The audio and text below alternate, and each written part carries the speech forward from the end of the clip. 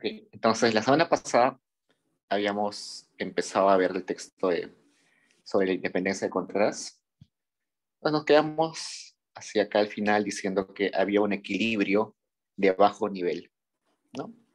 Que si bien es cierto, el Estado estaba en equilibrio, no había déficit fiscal, no le debíamos plata a muchas personas, pero sí teníamos el problema de que recaudábamos muy poco. Recaudábamos muy poco y a la vez gastábamos muy poco.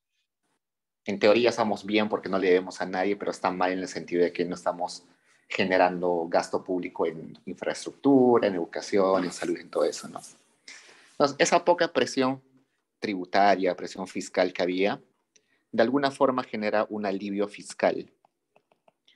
El alivio fiscal quiere decir que no hay mucha presión tributaria sobre la sociedad, sobre las personas y empresas, lo cual de alguna manera sirve en los primeros días de la independencia o luego de la independencia a que se busque legitimidad.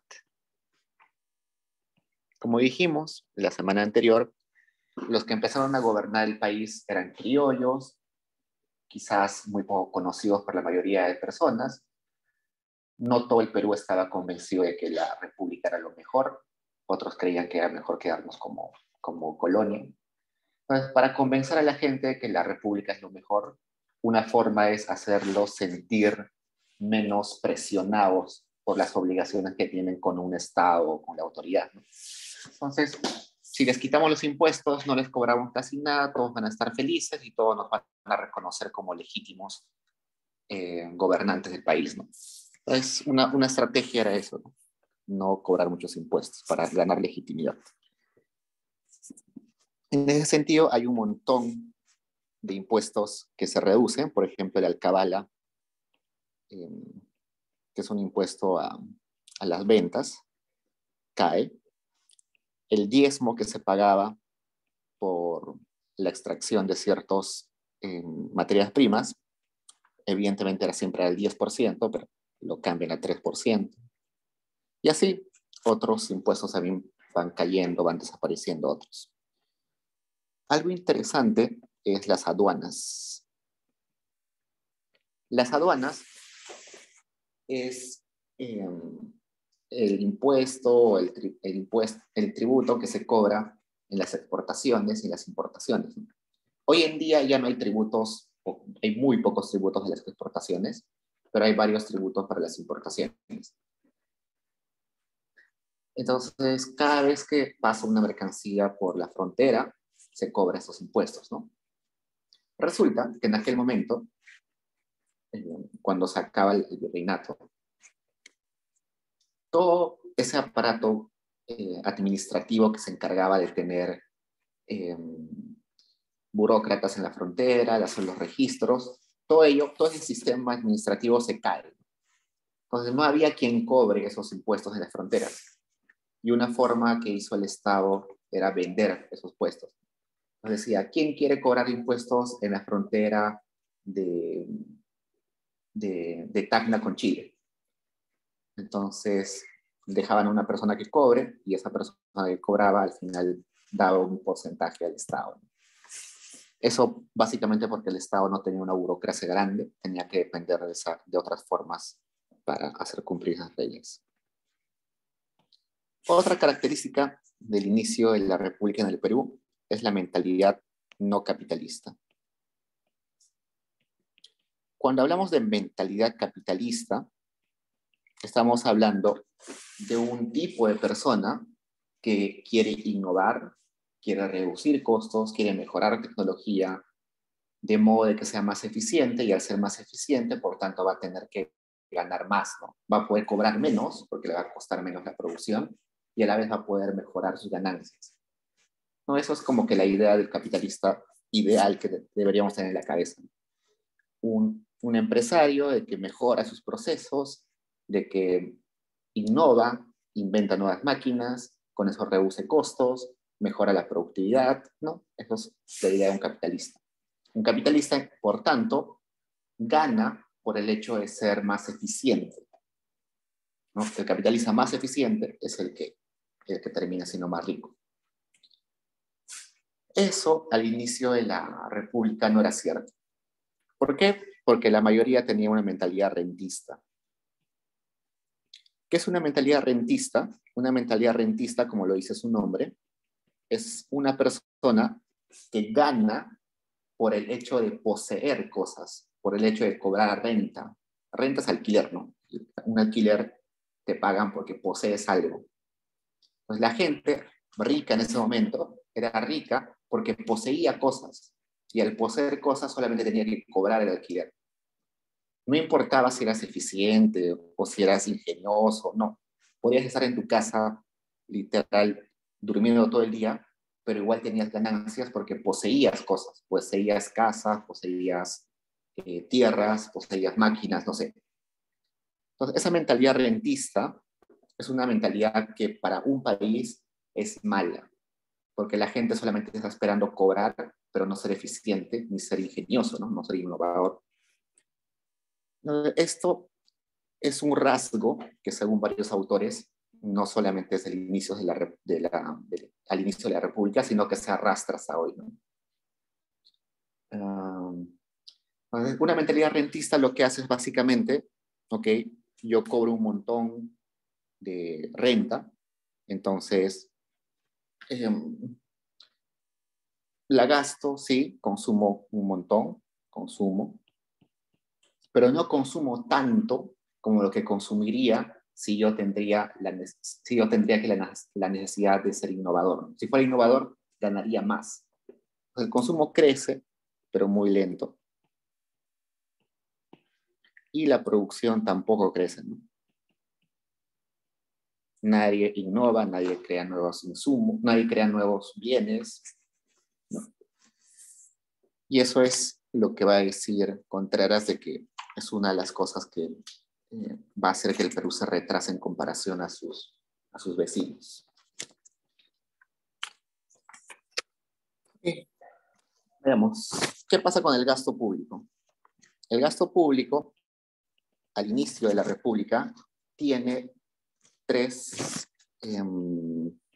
objetivos principales. Uno es gasto militar, otro es crear una burocracia y otro es crear un aparato de justicia.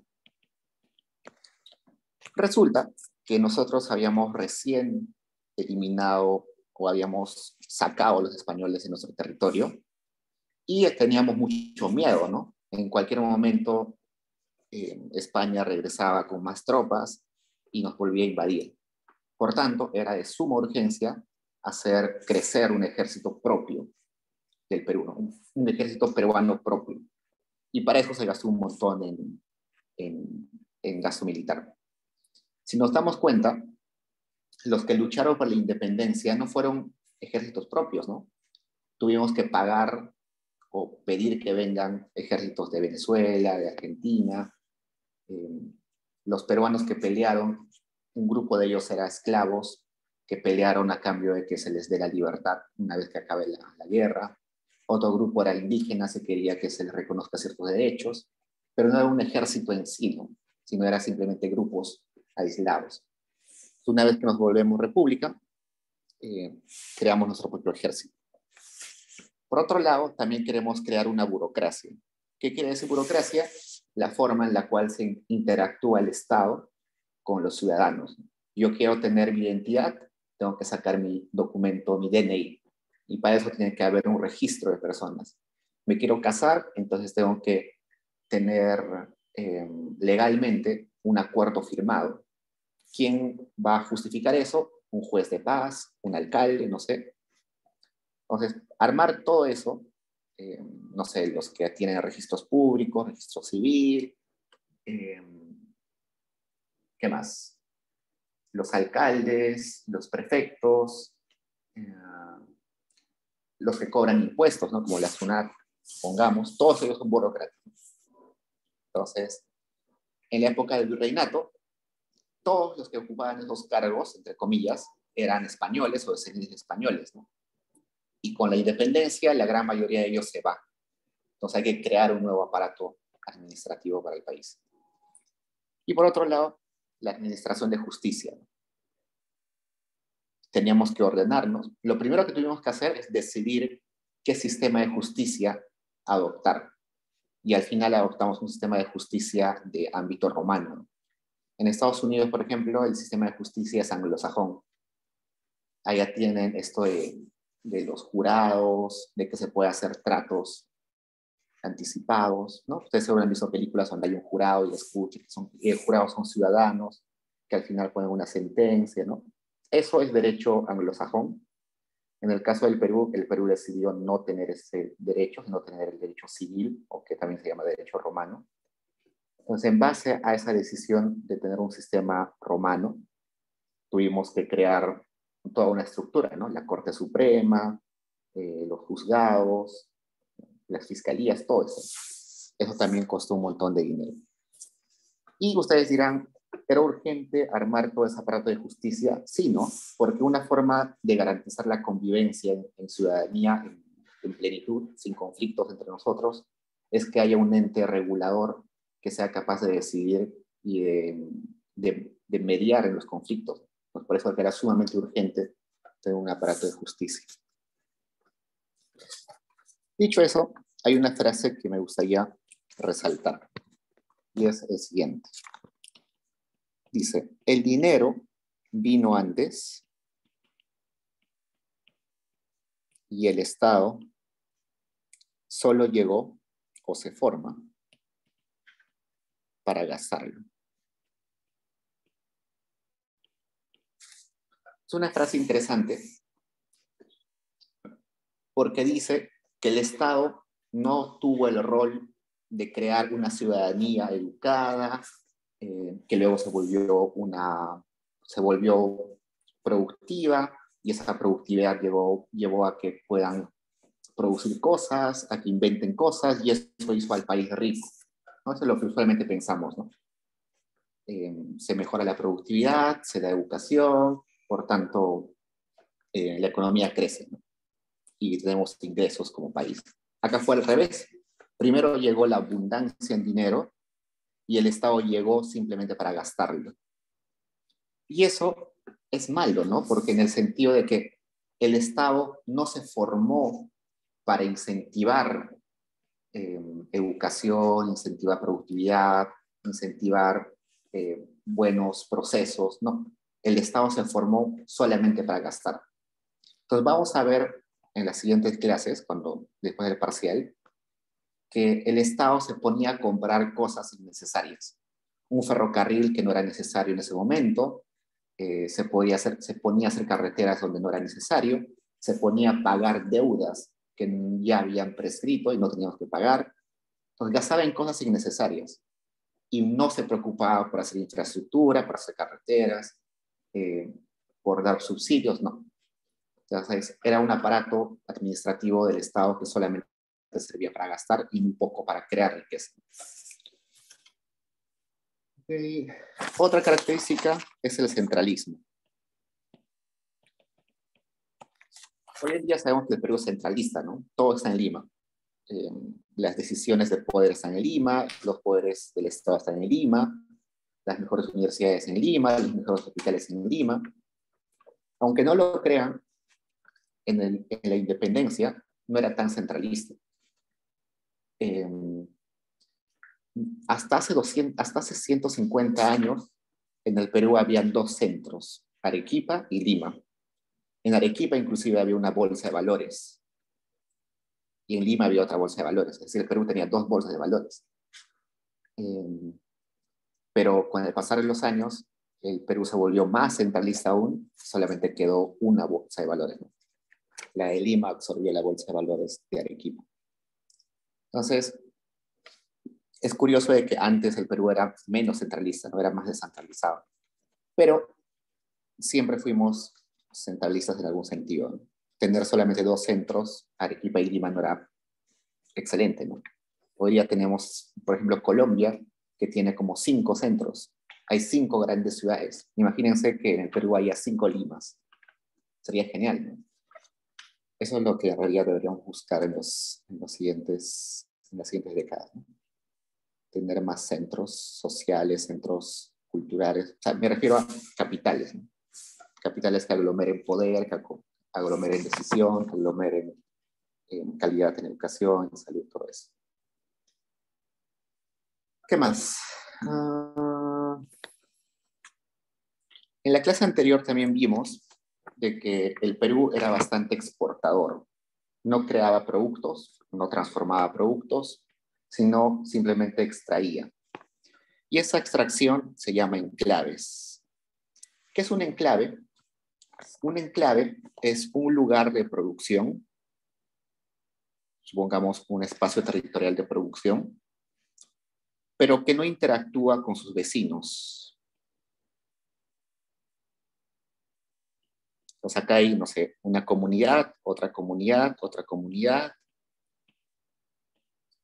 Ese centro productivo que voy a marcar en rojo no le compra nada a sus vecinos y tampoco sus vecinos le compran nada a él. Ejemplo típico, una mina, ¿no? Una mina trae todas sus máquinas del exterior, contrata a sus ingenieros del exterior o de Lima, quizás.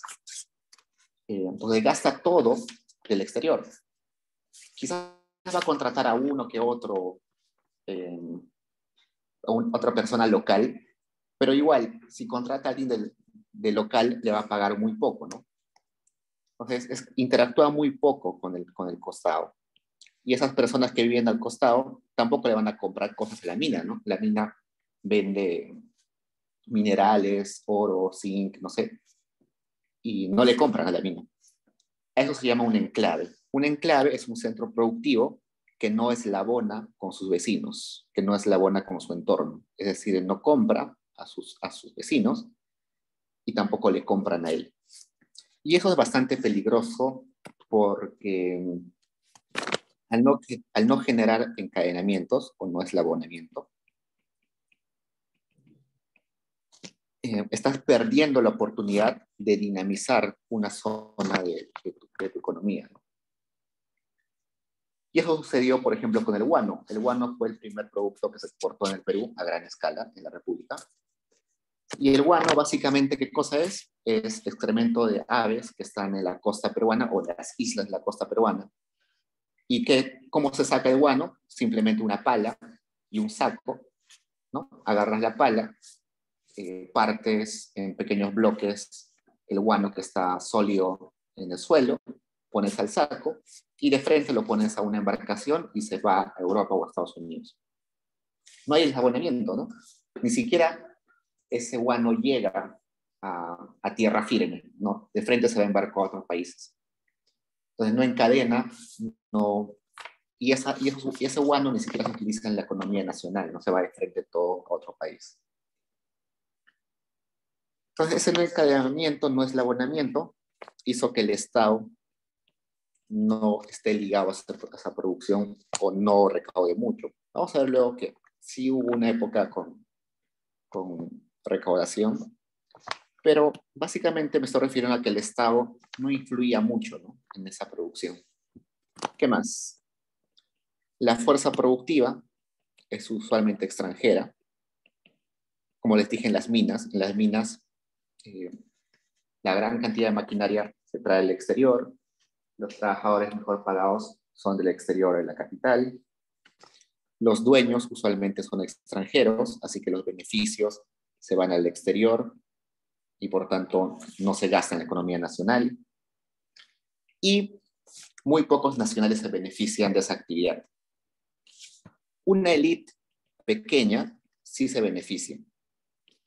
Porque al menos al inicio de la República, cuando una empresa exterior quería venir al Perú, lo que hacía es que se asociaba con algún empresario peruano, ¿no? Por ejemplo, un banco quería venir al Perú, entonces decía, yo no conozco el mercado peruano, pero tengo un montón de dinero para poner mi banco en Perú. Entonces me voy a asociar con un peruano, no sé, que ponga el 10% de capital, yo pongo el 90%, y así tengo un socio que sí conoce el mercado peruano, ¿no? Entonces, esas élites pequeñas que se asociaron con capitales exteriores se vieron bastante beneficiadas, pero fueron muy pocos. Otra característica de este momento es que el gran comercio internacional de Perú se daba con Europa y no con Sudamérica. Sudamérica, consideramos Chile, Argentina, Ecuador. Pero lo interesante es que a pesar de que nuestros vecinos nos pueden comprar muy rápido, no comerciamos mucho con ellos. Comerciamos de frente con Europa. Entonces, la gran cantidad de salitre, de guano, de algodón, de azúcar se va a Europa de frente y comerciamos muy poco con Sudamérica. Y eso es un rasgo interesante porque la gran capacidad adquisitiva estaba en Europa, ¿no? Los países sudamericanos todavía eran muy jóvenes, no estaban muy bien establecidos, estaban igual que nosotros medio perdidos, entonces no tenían mucho dinero para comerciar. ¿Qué más? Ok, creo que eso es lo básico. Y ahora hagamos un balance de cuáles fueron las ventajas y desventajas de la independencia. Ustedes me dirán, ¿cómo que hay desventajas? Si la mejor ventaja es ser libres, ¿no? Pero estamos hablando de ventajas y desventajas económicas, ¿no? No en general, porque si hablamos en términos, no sé, morales, o sea, no hay ninguna desventaja que pueda ir en contra del hecho de ser libres, ¿no? Pero esos son ventajas y desventajas económicas. Entonces, una ventaja de la independencia es que ahora tenemos autonomía política y económica. Política y económica. Es decir, que nosotros decidimos sobre qué rumbo tomar, ¿no? Si fracasamos, al menos fracasamos, pero porque nosotros lo decidimos. ¿Qué más? Si eras una persona que fiscalmente eras exaccionada, termina esa exacción. Por ejemplo, los indígenas que fiscalmente eran muy presionados, ahora esa presión se les quita, ¿no? Ahora ya no tienen que pagar tantos tributos. Entonces, al menos para esa gran cantidad de peruanos a los cuales había una presión tributaria muy grande, ahora ya están más libres, ¿no? Y finalmente, el otro que es la libertad de comercio. Cuando estábamos en el virreinato, resulta que había el monopolio con la corona de España. Solamente podíamos comerciar con otras colonias españolas o con el reino de España. No podíamos comerciar, por ejemplo, con Brasil, porque Brasil era colonia de Portugal, ¿no? No podíamos comerciar con Estados Unidos porque era colonia británica. Pero ahora, con la independencia, podemos comerciar con cualquier país. Hablando de las desventajas, una desventaja es que ahora tenemos un mayor costo administrativo y de gobierno. ¿A qué se refiere esto? ¿Cuál es más barato? ¿Tener un tribunal constitucional para cada departamento del Perú o para todo el país? ¿Qué es más fácil? ¿Tener un congreso para todo el país o para cada departamento del país? Evidentemente más barato es tener uno solo para todo, ¿no? Y en el virreinato, tú podías tener un virrey, que era el gobernante, para un territorio gigante, ¿no? Para todo el virreinato que abarcaba Argentina, Chile, Colombia, Ecuador, ¿no? Pero ahora que estás con independencia, tienes que tener un presidente en Perú, un presidente en cada país, tienes que tener un alcalde en cada distrito. Es como si en el virreinato había solamente un aparato administrativo para todo Sudamérica. Ahora tiene que haber diferentes aparatos administrativos en en cada uno de los territorios, ¿no? Entonces, se hace un poquito más costoso, pero no, no es tan grave, ¿no? Otro, si eras fiscalmente beneficiario, ahí es el fin del beneficio.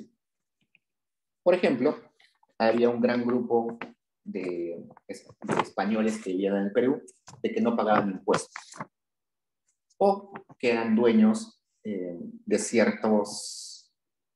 las aduanas, por ejemplo, ¿no? Pues una vez que hay la independencia, estas personas que antes no pagaban impuestos, ahora van a tener que pagar impuestos, ¿no? Entonces ellos se ven perjudicados. Otra desventaja es que se pierde la zona comercial protegida. Al igual que ahora con la independencia podemos vender donde sea, tenemos libertad de comercio, el resto del mundo ahora puede vender dentro del país. Y eso va a generar la quiebra de un montón de actividades económicas en el Perú. Por ejemplo, los textiles, Cusco, por ejemplo, era uno de los mejores lugares para hacer una fábrica de textiles. Estaba muy cerca a los lugares donde se extraía la lana, había buena mano de obra, todo. Pero una vez que llega la independencia, esa industria de textiles en Cusco muere. ¿Por qué? Porque los textiles que venían de Europa eran mucho más baratos y de mejor calidad. Entonces, antes como estábamos protegidos, Europa y Estados Unidos podía traer textiles a Perú. Ahora, como se pierde esa protección, llegan un montón de productos del resto del mundo que pueden hacer quebrar a los productos peruanos. Y finalmente, el centralismo, ¿no? El centralismo se empieza a recrudecer y vamos a tener un país donde hay solamente un centro, que es Lima. Entonces, todo lo que hemos hablado es más básicamente de 1821 a 1824, ¿no? En el 21 se declara la independencia por José de San Martín, en el 24 más o menos ya con la ayuda de Bolívar se expulsa casi a todos los españoles. Luego de eso va a venir más o menos 1850, 1870, que es la época aproximada del guano. Y luego, en 1879 hasta 1883, es la Guerra del Pacífico. En este periodo, entre la independencia y la época del guano, el Perú va a ser proteccionista. Va a haber proteccionismo. ¿Qué se le llama proteccionismo liberal, según algunos autores? Luego, en este periodo del guano a la Guerra del Pacífico, nos vamos a volver, no, antes de eso, vamos a poner, este periodo del guano nos vamos a volver totalmente liberales, o liberalismo. Todo este periodo vamos a ser algo liberales, no mucho. Y finalmente, en la Guerra del Pacífico, el Estado se va a quebrar.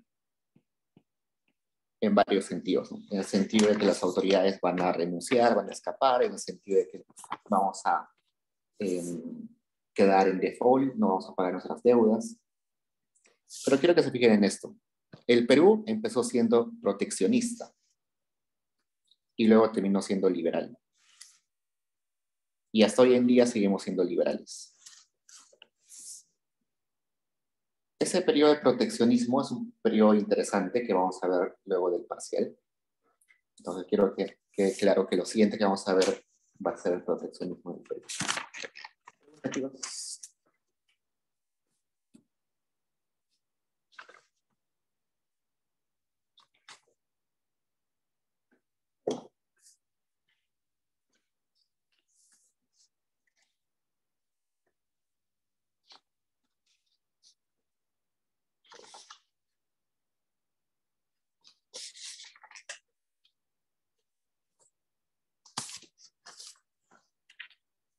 preguntas sobre otras lecturas?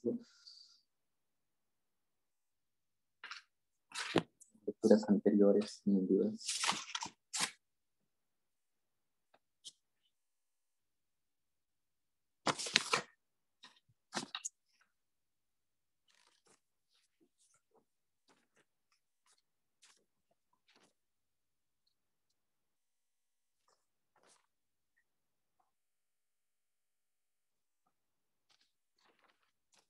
A ver, quería hablarles un poco sobre Trelles. Como no hemos visto Trelles,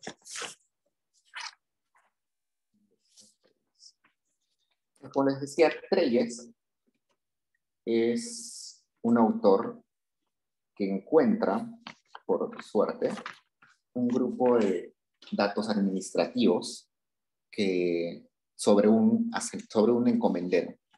Este encomendero era pero muy exhaustivo en lo que hacía, así que registraba todo. Registraba desde lo que comía hasta lo que pagaba lo que pagaba en tributos, lo que pagaba a sus mayordomos, todo lo registraba. Y en base a eso, Trelles infiere cómo es el funcionamiento de una encomienda. El periodo del cual habla Trelles es más o menos 1532 a 1567. Entonces, veamos.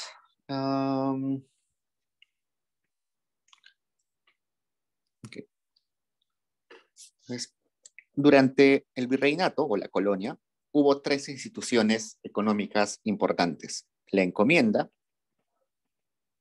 la mita y el yanaconaje. La encomienda es, como vimos, es un conjunto de indígenas, que es mano de obra, ¿no? Es posesión de la mano de obra de indígenas. La mita es, en realidad, el trabajo forzado, ¿no? Y el yanaconaje es un trabajo esclavizante. El yanaconaje se refiere a que los indígenas iban a las casas de los españoles y tenían que hacer actividades del día a día, como si fueran, no sé, trabajadores domésticos. Tenían que cuidar a los niños, tenían que limpiar los patios, cocinar. Eso es el yanaconaje. Trelles se va a enfocar solamente en esta encomienda, porque la encomienda es la que está al inicio de la colonia. Veamos algunas cosas que creo que son importantes. Por ejemplo, en la encomienda es una institución socioeconómica en el cual un grupo de individuos debe retribuir trabajo a cambio de protección y también de evangelización. Entonces, yo tenía que trabajar obligadamente para un español a cambio de que ese español me proteja y me enseñe quién es Dios, ¿no? Los primeros que fueron premiados con esas encomiendas fueron los hombres de Cajamarca. Los hombres de Cajamarca son aquellos que acompañaron a Pizarro en la captura de Atahualpa. Atahualpa fue capturado en Cajamarca, estuvo ahí preso un montón de tiempo. Al final sabemos que Atahualpa le ofreció a Pizarro un montón de dinero, un montón de oro y plata, pero al final lo mataron. Entonces, esos hombres que ayudaron a esa conquista son los que primero son beneficiados con la encomienda. Luego, los que siguen, a los que también se les da son los naturales de Trujillo, de Extremadura. Resulta que Pizarro era natural de Trujillo de Extremadura, que es una ciudad en España. Entonces, como Pizarro se sentía, no sé, quería retribuir a sus paisanos, entonces a ellos les dio también encomiendas inicialmente. Algunas características de las encomiendas es que no es heredable, eso es importante. No se puede heredar las encomiendas. Una vez que uno muere, su encomienda regresa al virrey, y el virrey decide a quién otorgarle la encomienda. Eso va a generar un montón de conflictos luego. Un montón de gente va a quedarse con la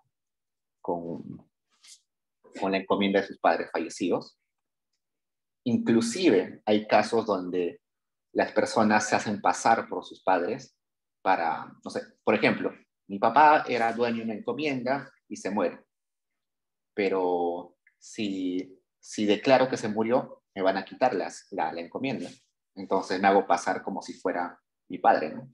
Es un, Eso hubo un montón en esa época. ¿Qué más? Otra característica es que no es continua geográficamente.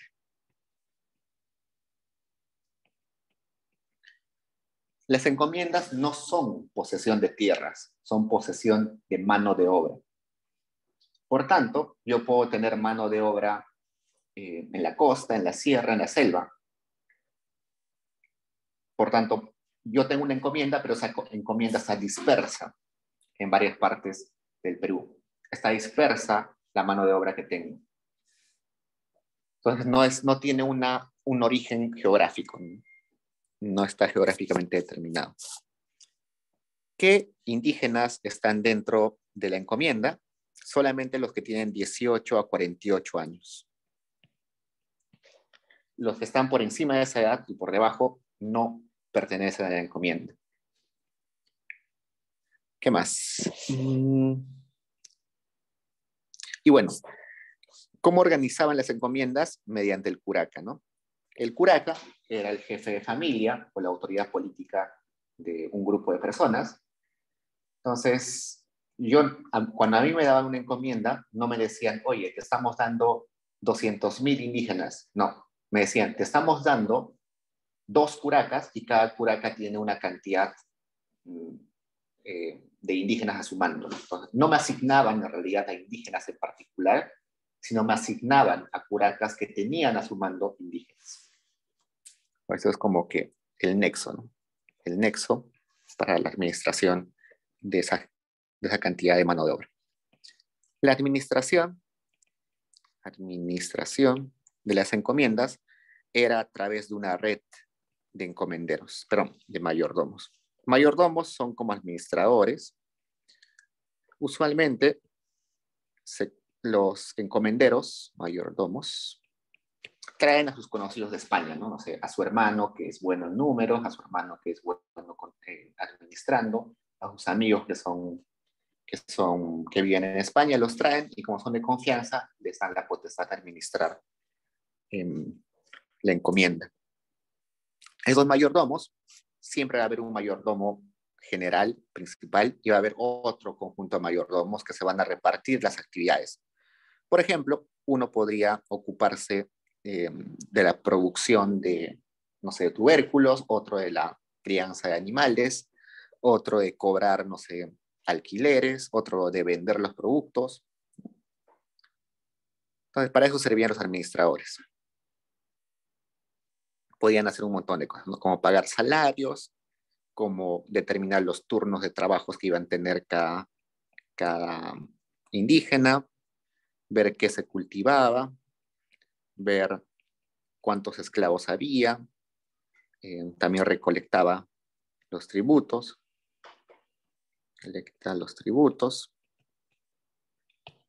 Pues, básicamente el administrador es lo que hace, es el que hace todo, ¿no? El encomendero es un rentista, solamente gana porque posee mano de obra.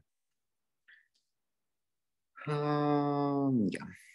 Y lo que quiero que quede claro es lo siguiente. La encomienda es una institución colonial que nace de la combinación del sistema de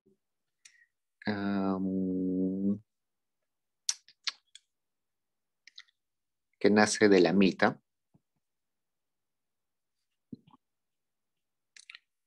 el sistema de curacazo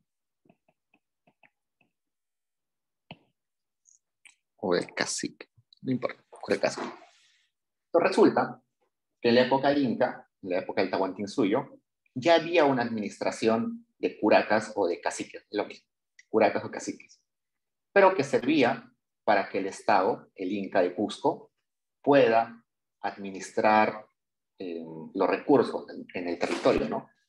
Decía, no sé, necesitamos construir un puente para cruzar el río Urubamba. Entonces pedía a los curacas, a los caciques, de que manden una cantidad de trabajadores de sus comunidades. Hay que pagar tributo al dios Sol, entonces llamaba a sus curacas y los curacas recolectaban los alimentos para dar tributo al Sol. Hay que festejar el Inti Raymi, entonces manden a sus trabajadores para no sé, armar la fiesta. No sé. Pues ese sistema que era interesante, que es un sistema de redistribución y de reciprocidad también, es utilizado por los españoles, lo tergiversan y lo convierten en encomienda. Utilizan la misma forma de uso, ¿no? Agarran a los curacas y a ellos los van asignando y les van diciendo qué hacer con sus indígenas a cargo.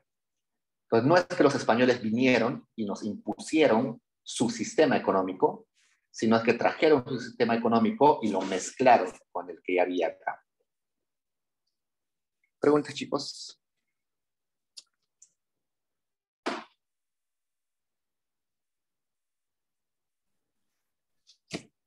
Profesor, en ese texto se habla de que hay una combinación de, a veces, de sistema legal o indígena con el sistema legal español, no entendí muy bien esa parte, ¿a qué se refiere?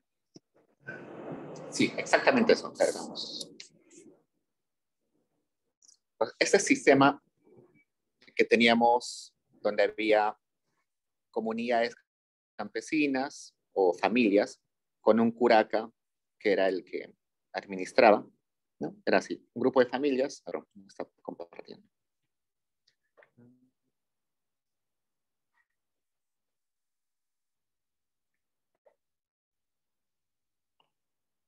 Ya. Entonces, ¿cómo funcionaba la economía inca? Así, ¿no? Estos son grupos de personas indígenas pues, que tenían un jefe que era el curaca, el cacique, ¿no? Entonces, entre ellos había un proceso de reciprocidad, ¿no? Esta comunidad trabajaba un tiempo para esa comunidad y luego le redistribuía acá, ¿no? Entonces, compartían, había un sistema de reciprocidad. Reciprocidad. ¿No? Y por encima de las comunidades campesinas estaba el Cusco, y el Cusco pedía tributos de las comunidades y el Cusco les devolvía, les redistribuía en, no sé, en otros productos, ¿no? Esta redistribución.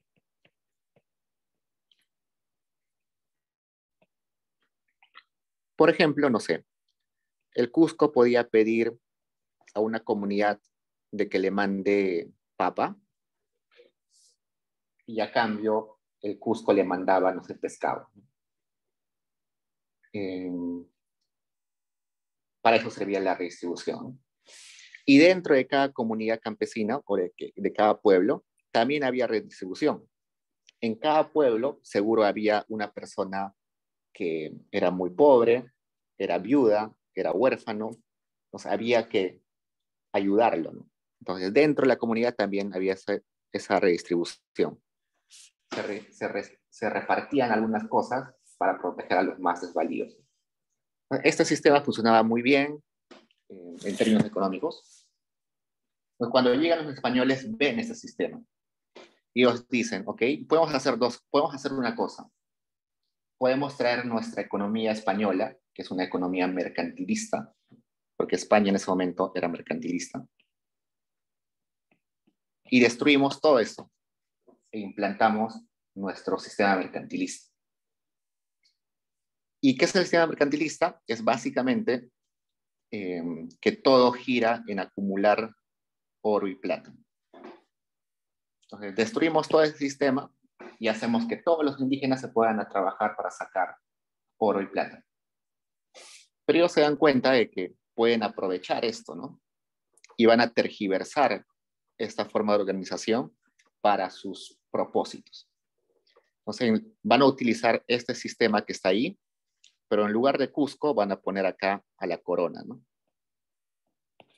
Y en la corona cada comunidad le tiene que pagar un tributo a la corona, y en la reciprocidad ya no va a ser reciprocidad entre comunidades, sino va a ser reciprocidad con el encomendero. O sea, que hay un encomendero que les pide cosas a las comunidades.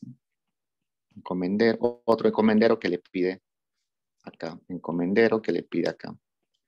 En teoría, ese encomendero le da evangelización y le da protección, y a cambio esa población le da mano de obra, ¿no? Mano de obra.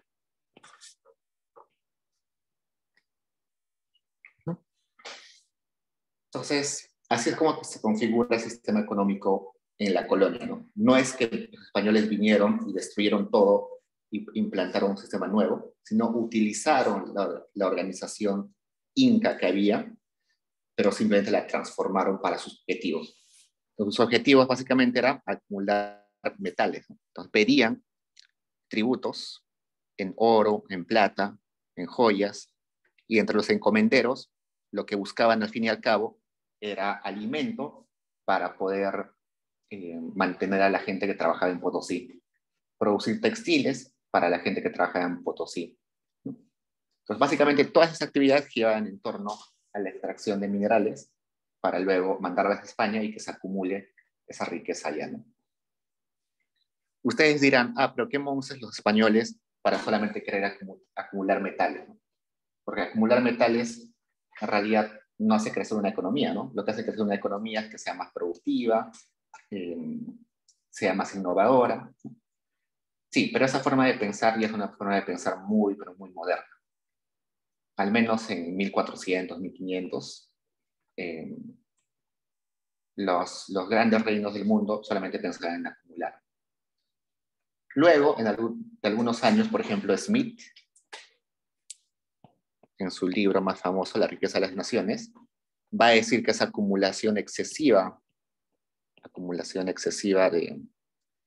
en exceso de metales, va a generar un proceso inflacionario. No lo hice con esa palabra porque no existía la palabra inflación, pero básicamente dice que los precios van a subir o que subieron y que por tanto la pobreza, o no dice pobreza, pero dice indigencia, indigencia aumenta. ¿Por qué? Porque plata y oro es sinónimo de dinero en esa época, ¿no? Las monedas estaban hechas literalmente de plata y de oro. Entonces, ¿qué pasa si de un momento a otro llega el doble de monedas de oro a una economía? ¿Qué pasa si al Perú le llega el doble de billetes de un momento a otro? Toda la gente puede comprar cosas, pero las cosas no se producen en mayor cantidad y eso va a generar inflación. Si hay inflación, los precios aumentan muy rápido y a la gente su capacidad adquisitiva cae muy rápido. Todos sabemos que la inflación es un problema, sobre todo que afecta a los más pobres. Entonces Smith se da cuenta de eso, ¿no? Que el mercantilismo puede sonar chévere al inicio, pero luego genera desequilibrios que van en contra del crecimiento de un país.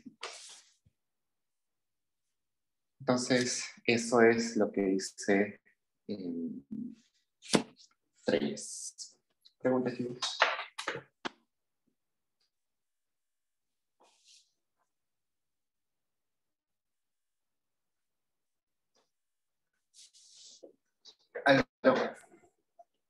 Profesor, en el texto de Glaf se habla de subsidios. No entiende muy bien a qué se refiere especialmente con los subsidios al comercio.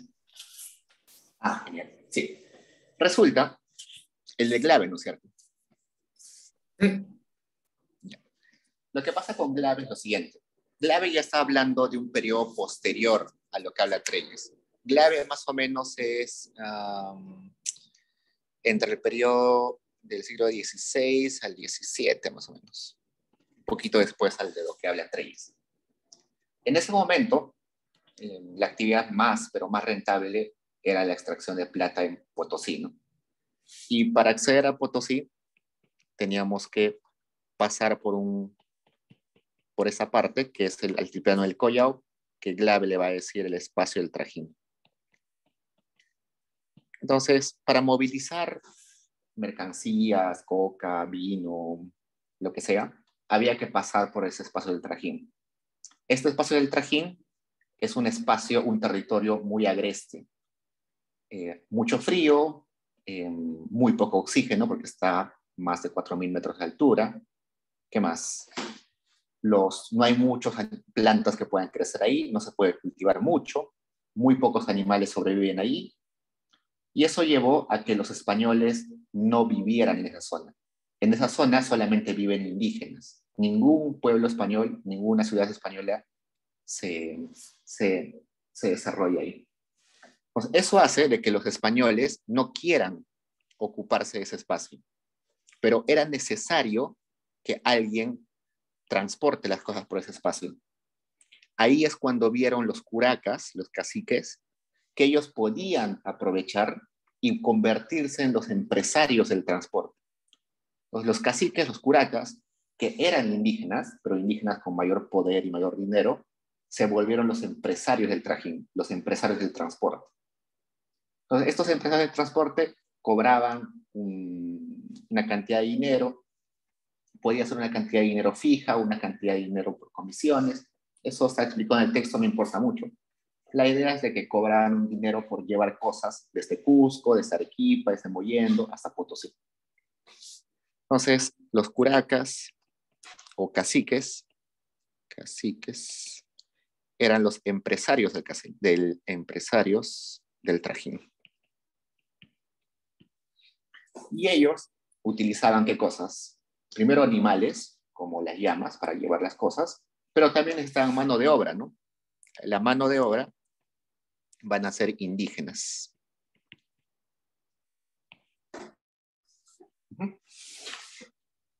Pues, lo que más se llevaba era vino y coca. Y nuestro amigo Glave se pregunta, ok, veamos cómo era el transporte. Pues describe ahí un poquito extenso cómo es, ¿no? Por ejemplo, el vino se tenía que llevar en tinajas de cerámica que se amarraban con sogas a la llama. Pero, evidentemente, esas tinajas, al ser de cerámica, eran muy frágiles, se rompían un montón. Como los caminos, ya les dije que ese territorio es muy agreste, era muy común de que los animales se caigan y se mueran. Se perdían el vino, igual la coca, que se amarraba a las llamas, se caía, se perdía. A veces mandabas a un indígena con un cargamento y el indígena desaparecía, se lo robaba. Entonces, Glave se da cuenta de que a primera vista, este negocio de hacer el transporte no es rentable. Hay muchas pérdidas. Se mueren animales, se pierde la mercancía, se malogra la mercancía. A veces llegabas a Potosí y el que te dijo que trajeras la mercancía ya no quiere. Entonces, para Glave parece que no es una actividad rentable. Aparentemente no es rentable.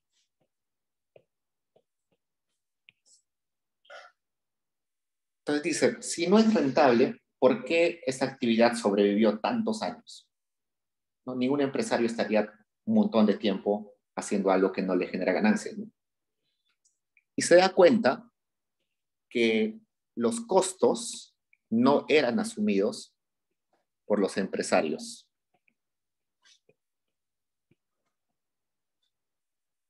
sino eran asumidos por los indígenas trabajadores. Entonces, como los caciques, que eran los empresarios, tenían poder sobre los indígenas, abusaban de ellos. Entonces le decían, oye, lleva esta cantidad de vino en tus animales, con tus sogas, con tus sacos. ¿Qué más? Le decía al indígena, tú pon las tinajas, tú pon las sogas, tú pon el animal, ¿qué más? Tú pon todo. Yo no te voy a dar nada. Ya cuando regreses te voy a dar algo. ¿Sí? Porque era básicamente como, no sé, como el jefe de la familia, ¿no? O el jefe de la comunidad. Entonces los indígenas tenían que obedecer, ¿no? Entonces, Glave se da cuenta de que los que asumen los costos y pérdidas son los indígenas. Entonces acá tenemos al cacique, que es el empresario, que va ganando porque no asume costos, mientras que el indígena va perdiendo, ¿no? Entonces el indígena está llevando vino y se le cae un animal, se le cae una llama. Tiene que comprar un nuevo animal, una nueva llama para reponer. Se le cae una tinaja de vino, tiene que reponer y pagarle la pérdida al cacique. No sé, pierde un día de trabajo porque, no sé, se enfermó, tiene que reponerle al cacique con, no sé, con un reemplazo o tiene que pagarle el día perdido. Entonces, eso lo que va a decir es que en un momento los indígenas se quedan endeudados. Tenían que pagar los animales, las tinajas, los sacos, las sogas, todo. Y la única forma de que los indígenas puedan pagarle esas cosas al cacique era endeudándose, o era trabajando más horas, o era vendiendo sus cosas que ya tenían. Entonces, esos indígenas, por ejemplo, para pagar esa deuda, dejaban de trabajar en la comunidad. Dejaban de ayudar a sus vecinos en la mitad. Se tenían que ir a buscar trabajo en la mina, por ejemplo, para ganar un poquito más de plata y reponerla al cacique. Entonces, eso dice que la ganancia del cacique en realidad está subsidiada con las pérdidas del indígena, y el indígena se vuelve más pobre y la comunidad donde vive el indígena también se vuelve más pobre. Entonces, por eso es que habla de subsidio comunal, el subsidio que le dan los indígenas de una comunidad. ¿Preguntas, chicos? Inclusive es una estimación de costos, ¿no? Por ahí aparece en el texto de Glave una estimación de costos. Álvaro. Profesor, estos caciques del Trajín eran especialmente, eran indígenas absolutamente, ¿no? Sí, exacto. Entonces, Todos indígenas. Sí, es una explotación de indígenas por indígenas. Esto es algo que suena feo, ¿no? Todos pensamos que en la colonia eran los españoles los que explotaban a los indígenas, pero sí hubo una parte donde los indígenas ricos explotaban, o bueno, los indígenas con poder explotaban a los indígenas comunes, ¿no? Entonces, todo el aparato del Trajín es simplemente un espacio de indígenas. No hay españoles en estas relaciones del Trajín.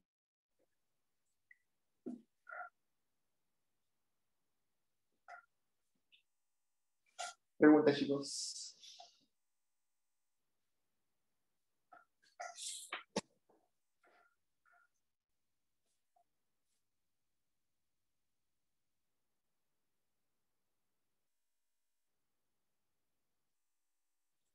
Ok, chicos. Ya. Enfermedad holandesa, me dice Giancarlo. El nombre de enfermedad holandesa nace porque en Holanda se descubrió gas en un momento, yacimientos gigantescos de gas. Entonces el PBI de ese país no crecía mucho, no tenía muchas cosas que ofrecer Holanda, y de un momento a otro, en un periodo T, se descubre gas.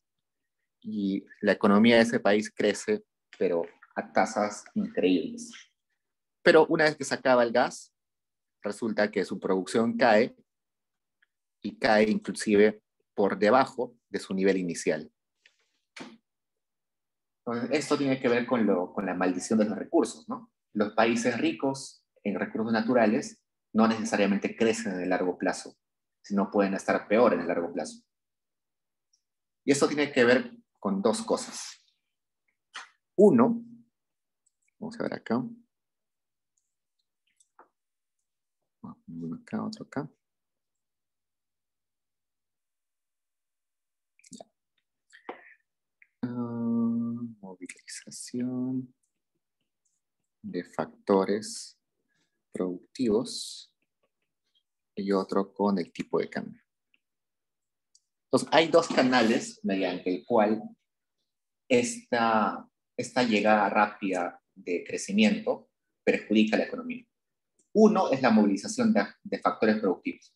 Entonces, ustedes imaginen de que en Holanda, por ejemplo, había una cantidad de panaderías, una cantidad de mueblerías, una cantidad de, no sé, de fábricas de ladrillos, yacimientos de cemento, no sé. Había un montón de actividades y toda la gente estaba en su actividad, ¿no? Y de un momento a otro llega el gas y se convierte en la actividad económica más rentable de la economía. Es la actividad que da más beneficios. Entonces, todas las personas que estaban trabajando en panaderías, en yacimientos de cemento, no sé, en fábricas de textiles, todos dicen, ok, estoy perdiendo la oportunidad de trabajar en el sector gas, en el sector hidrocarburos, ahí debería ganar más. Entonces, toda la mano de obra, o gran parte de la mano de obra, sale de esas actividades productivas y se va a la producción de gas. Un montón de gente que tenía capital y que invertía en panaderías, en yacimientos de cemento, no sé, en un montón de empresas, dice, oye, la actividad del gas me va a dar más ganancias. Mejor llevo mi dinero a la actividad del gas. La gente que tenía maquinarias, que tenía edificios, no sé, alquilaba departamentos, alquilaba maquinarias, dice, no, estoy perdiendo plata, voy a vender mi maquinaria, voy a vender mis departamentos, voy a invertir en gas. Entonces, todos los factores productivos se alejan, salen de otras actividades productivas y se van al gas. Entonces, todo se va al gas, capital, mano de obra. Y una vez cuando termina este boom del gas, todos los sectores productivos han quedado relegados, atrasados y oxidados, ¿no? Entonces, el sector panadería, hace años que nadie se ocupa del sector panadería. Hace años que nadie se ocupa del sector de cementos. Hace años que nadie se ocupa de la producción de ladrillos. Entonces, cuando estos factores productivos quieren regresar a su actividad inicial, se dan cuenta que son actividades que ya están desmanteladas, ya están oxidadas, ¿no? Entonces, es muy difícil volver a reponer toda esa capacidad productiva. Entonces, eso es un factor por el cual cuando se acaba el boom del gas, la economía ya no crece, porque regresas a un punto donde todo está destrozado. Todas las demás actividades productivas están destrozadas, abandonadas. Y el otro canal es el tipo de cambio. Resulta que cuando hay el boom del gas o el boom de cualquier materia prima, entra un montón de dólares. Entran dólares por montones, ¿no? Para comprarnos gas, para comprarnos guano, nos mandan un montón de dólares. Y si hay un montón de dólares en una economía, el tipo de cambio cae, ¿no? ¿Por qué cae el tipo de cambio? Abundancia de algo, cae su precio. Abundan dólares, cae su precio. ¿Y qué pasa cuando el tipo de cambio cae? ¿Qué pasa con las importaciones? Las importaciones van a aumentar. Y las exportaciones de otras cosas que no sea gas van a caer. ¿Por qué? Porque si el tipo de cambio es bien chiquito, importar cosas se me hace más barato. Por ejemplo, ahorita el dólar está a 3.8, supongamos, ¿no? Aproximadamente. Si yo quiero comprar una laptop de $1.000 en Estados Unidos, tengo que desembolsar 3.800 soles, ¿no? ¿Qué pasa si mañana llega un montón de dólares al país y el tipo de cambio se reduce a un sol? Para comprar la misma computadora de $1.000, tengo que desembolsar solamente 1.000 soles. Genial, ¿no? Entonces, voy a comprar más computadoras, voy a comprar más ropas del exterior, más automóviles, más licuadoras, ¿no? Un montón de importaciones. Y eso va a ir en desmedro de otras actividades de la economía. Por ejemplo, textiles, polos. Si importar polos va a ser más barato, porque el tipo de cambio es más barato, Gamarra va a desaparecer, ¿no?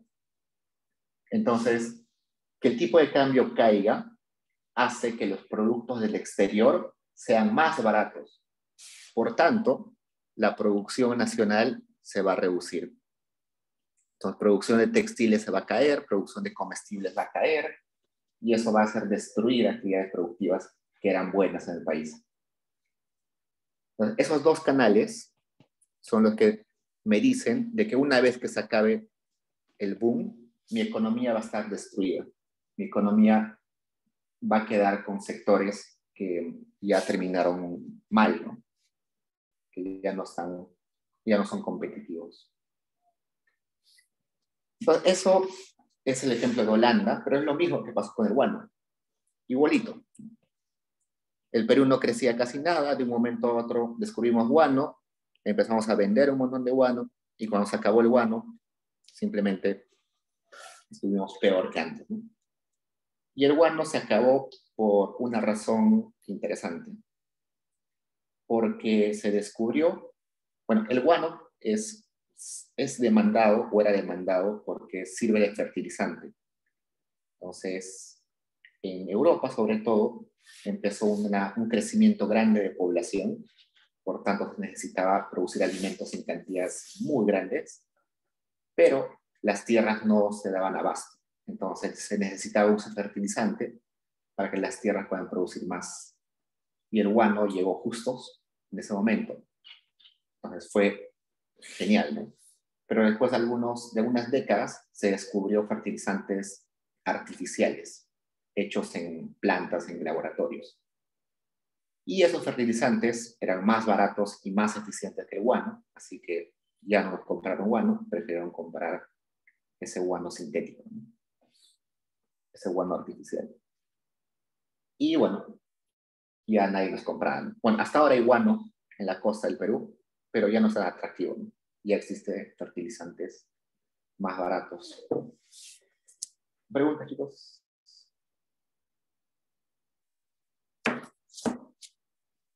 Por eso es que Basadre habla de la década,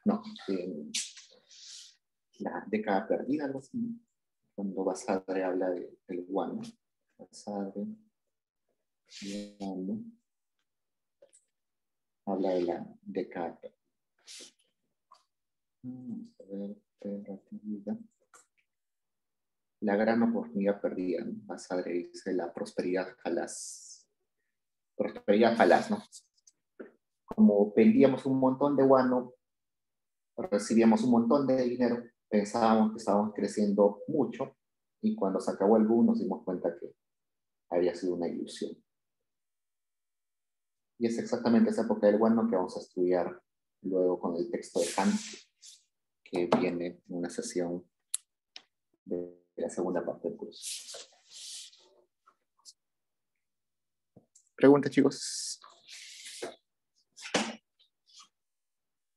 A ver, Ayana me dice los elementos del mercado según Polanyi.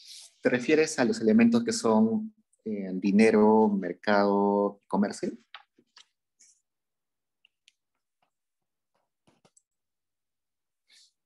¿O te refieres a las instituciones que son redistribución, reciprocidad, intercambio?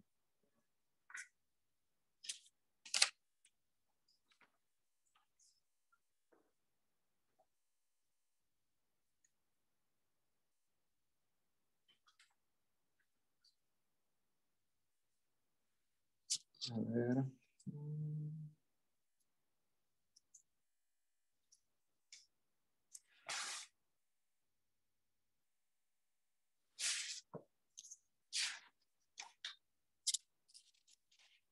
Los elementos del mercado de Polanyi son tres, ¿no? Mercado, comercio y dinero.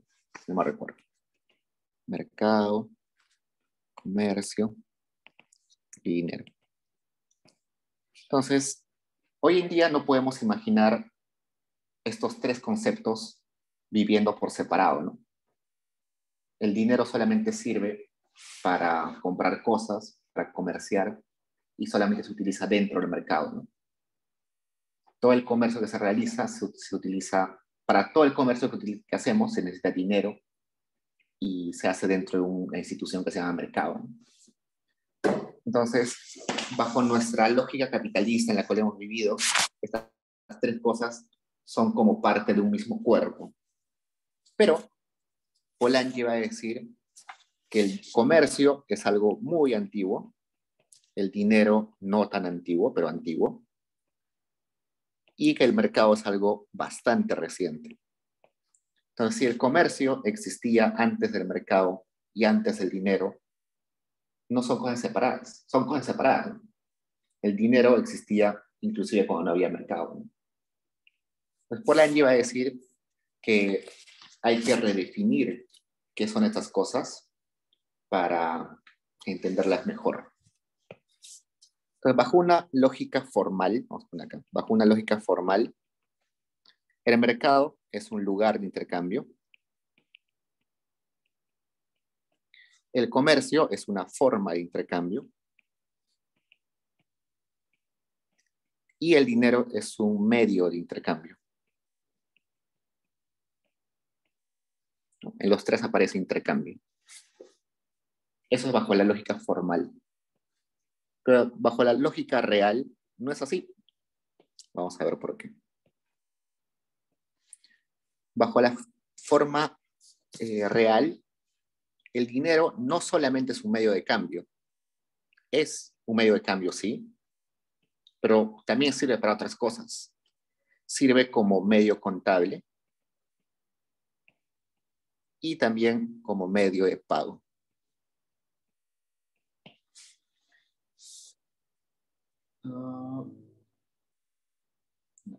Esto es intercambio. Intercambio. Medio contable. Ok, veamos. Dijimos que en la época de los incas no había mucho intercambio, pero sí había dinero. En la época de los incas, el maíz era el dinero. Antes de los incas había otros métodos de pago, otros medios de dinero. Por ejemplo, se utilizaba estas conchas yuyos, creo que es. Se utilizaba como dinero. Entonces, por ejemplo, en el caso de los incas, se utilizaba el maíz como forma de contabilizar la riqueza. Entonces, el inca quería ver cuánto de riqueza le daba cada pueblo al sol, ¿no? Por ejemplo, cada pueblo tenía que dar un tributo al sol. Ahí no hay intercambio, ¿no? Simplemente estás dando algo sin esperar nada a cambio. Entonces, por tanto, para contabilizar ese aporte que daban las comunidades se necesitaba un registro. ¿Cómo registraban eso? En términos de maíz, ¿no? Pues todo lo pasaban como que a su equivalente maíz. Y eso lo registraban en unas cosas. Esto, no sé si conocen esto. Vamos a ver, intercambiar. Un segundo.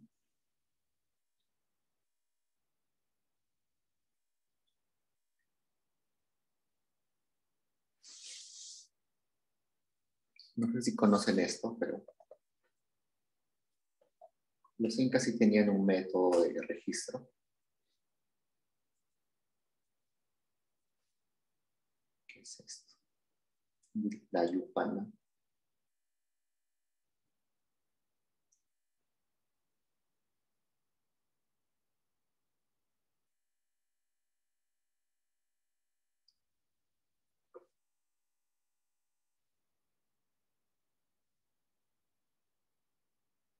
Estas cositas. En esas cositas, que se llama yupana, hacían sus cuentas los incas. En cada cuadradito significa alguna unidad. Creo que está en términos de ochos, algo así. Si ponían un maízito acá, significaba, no sé, 80. Cada maíz 80. Si lo ponías acá, significaba 8. Era su forma de contabilizar. Para eso sirve el dinero, ¿no? En ese caso, el maíz, que es dinero. No es necesario tener una necesidad de intercambiar. Y por otro lado, también sirve el dinero de medio de pago. Por ejemplo, les puse el ejemplo la vez pasada de las dotes, ¿no? En algunas culturas se necesitaba, cuando tú te casabas con alguien, la familia de la chica tenía que pagarle una cantidad de dinero eh, al hombre, supuestamente porque se está ocupando de la mujer. Entre comillas, es muy machista, pero así era. Entonces, esa familia no le está dando dinero al hombre porque está intercambiando algo, ¿no? No está intercambiando nada.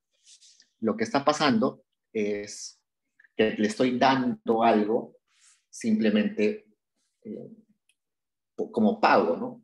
Estoy pagándole algo sin necesidad de que me dé nada a cambio. Por eso es medio de cambio.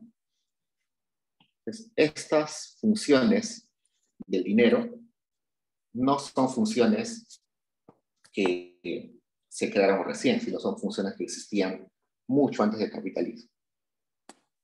¿Qué más? El comercio. El comercio, nosotros pensamos que solamente es el mercado, ¿no?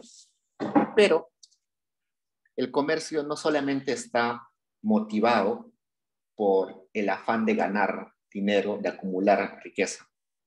Eso en la economía formal, ¿no? En la economía formal la gente comercia para acumular dinero, para tener ganancias. Pero en la antigüedad, por ejemplo, se comerciaba por otros objetivos, por ejemplo, títulos nobiliarios.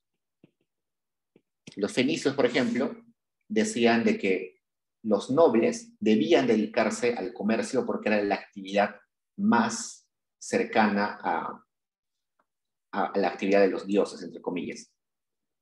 Entonces, si tú querías ser reconocido como noble, tenías que dedicarte al comercio y ser el mejor comerciante para ser reconocido como más, más digno, ¿no?, de ser noble.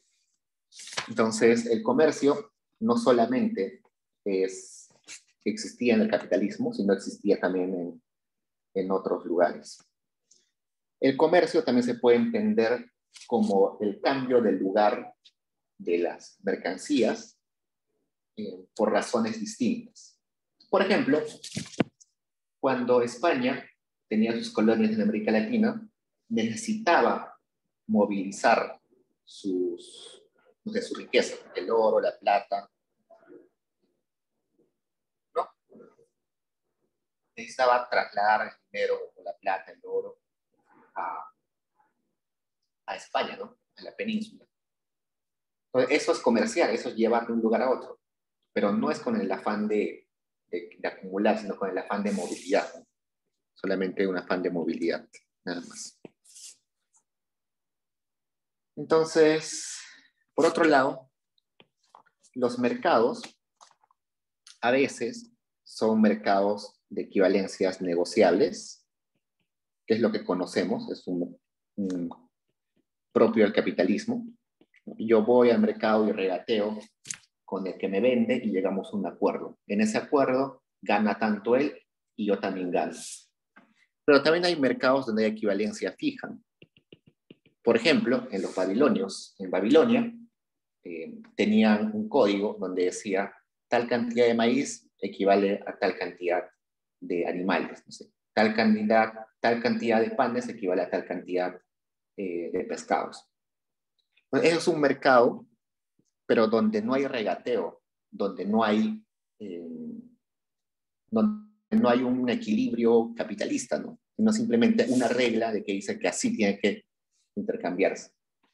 Ese mercado de equivalencia fija es un mercado no capitalista, pero sigue siendo un mercado, ¿no? Entonces es por eso que Bolaño va a decir que hay que entender estos tres elementos como elementos totalmente distintos, que viven independientemente uno del otro.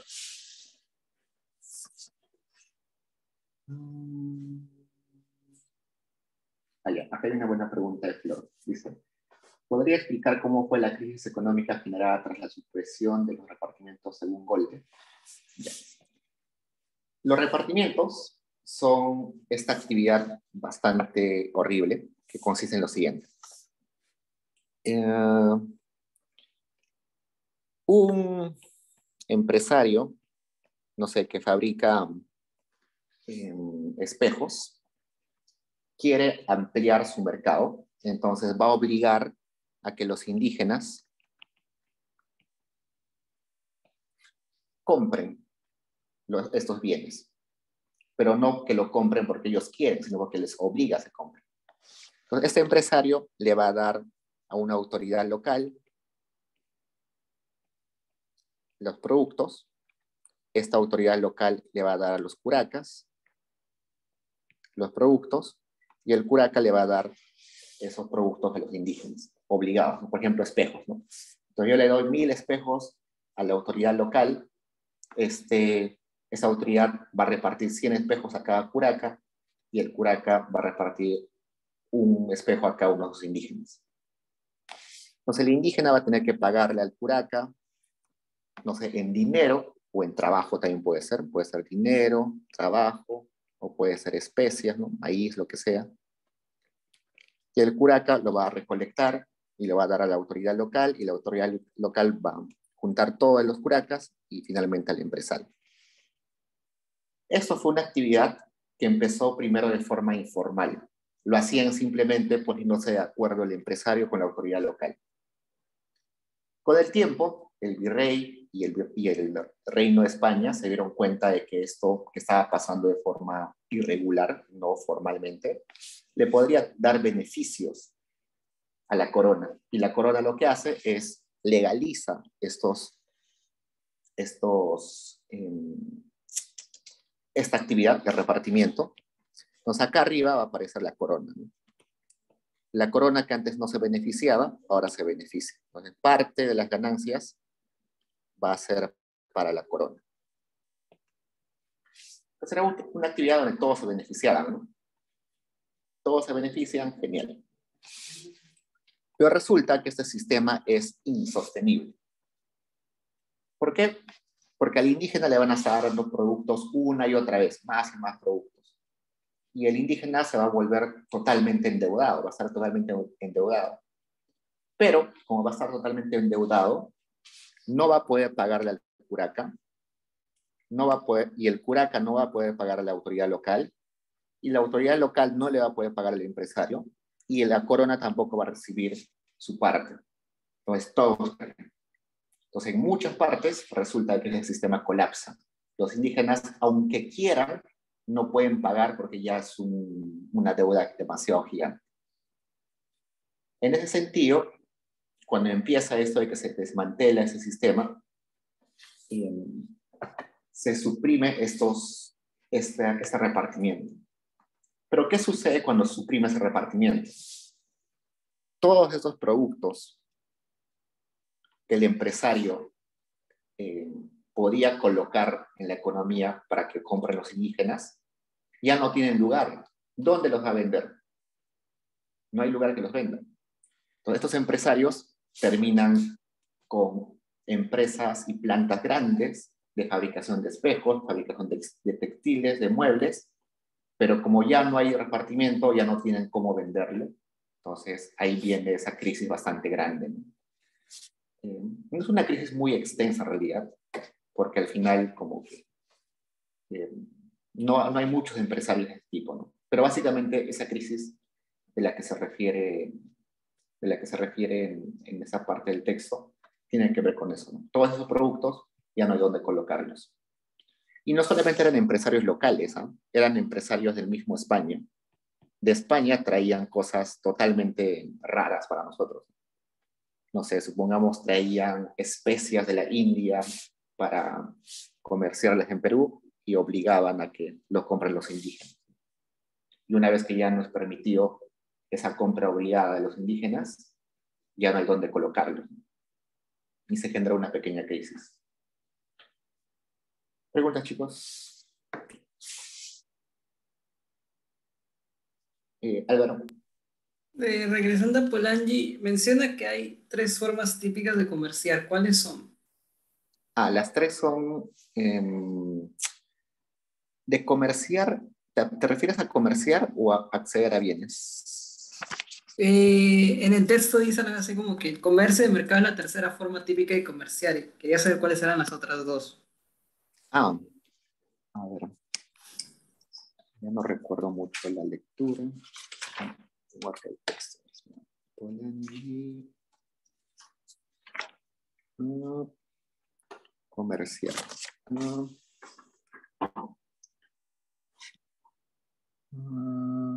A ver, comerciar es la forma pacífica y regular de conseguir productos que faltan.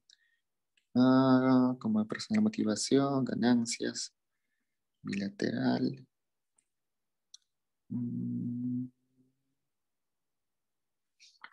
No sé si es lo que estás buscando, pero creo que son esas tres. Veamos. Ya. Según lo que veo, me corrige si no es lo que estás buscando. Uno es la forma ceremonial, otra la administrativa y otra es la mercantil. La mercantil es la que conocemos usualmente, ¿no? Que es propia del capitalismo. La motivación es básicamente ganar dinero. No se comparte en la pantalla.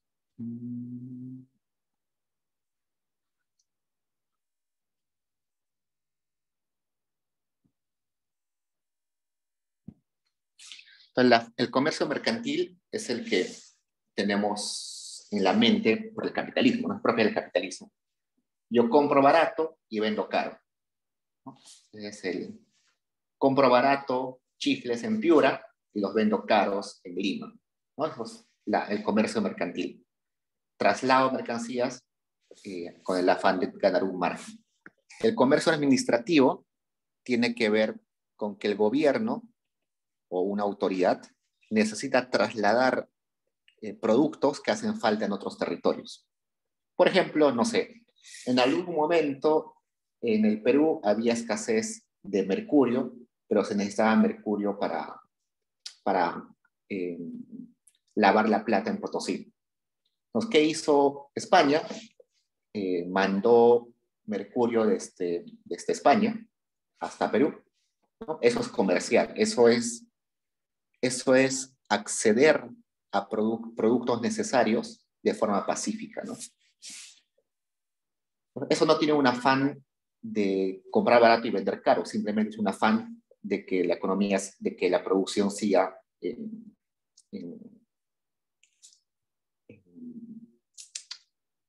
en movimiento, ¿no? Igual, no sé. Bueno, definamos comercio como toda forma pacífica y regular para conseguir productos que faltan en un territorio determinado. Por ejemplo, no sé, en Cusco hay un desastre natural y se necesita víveres para los que viven en Cusco. Esa actividad que haría el gobierno de mandar aviones con alimentos, con agua, eso, bajo este concepto de Polanyi, es comercial, porque estás llevando de un lugar a otro bienes necesarios. Pues no hay un afán acá de comprar barato, vender caro, no, sino simplemente de movilizar y cambiar de lugar mercancías. Y el otro que es de ceremonial, que tiene que ver con esto de títulos nobiliarios o no sé, por ejemplo, cuando había que dar tributo al sol en la época inca, tenías que llevar todos los productos a Cusco, ¿no? Entonces, todos los productos que se recolectaban alrededor del Perú se tenían que movilizar a Cusco, ¿no? Entonces, estás llevando bienes necesarios a Cusco, pero no con un afán eh, mercantil, sino con un afán de realizar alguna ceremonia, eh, algo tradicional. Según lo que veo, esos son los tres. Muchas gracias. Una pregunta, chicos. Profesor, esa sería también la... ¿Comercio en Bolaño es igual a integración? No. ¿O no? Integración se refiere... Yo sé que Polanyi es un poquito confuso, pero cuando habla de integración es sinónimo, integración, es lo mismo que procesos económicos. que es lo mismo a instituciones económicas. Le hice formas de integración, formas de integración. Y las 3 formas de integración son reciprocidad, redistribución y intercambio.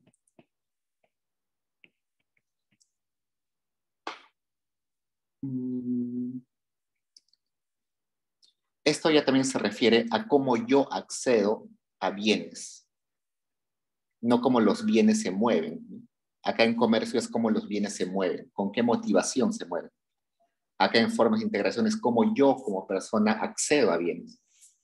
Una forma es por la reciprocidad de mi entorno, otra forma es porque hay un gobierno, una autoridad que reparte los bienes luego de haber acumulado bienes, y el intercambio es como regateo con otra persona o hago trueque con otra persona.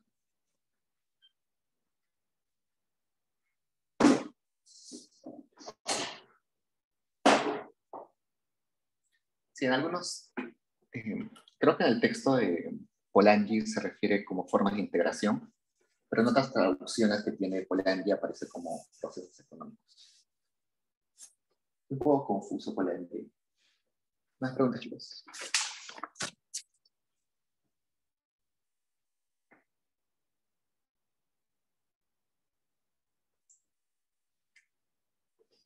Ok, chicos, entonces hoy día iba a ser una sesión corta, entonces nos quedamos ahí. Suerte en sus parciales, chicos. Cualquier cosa me escriben.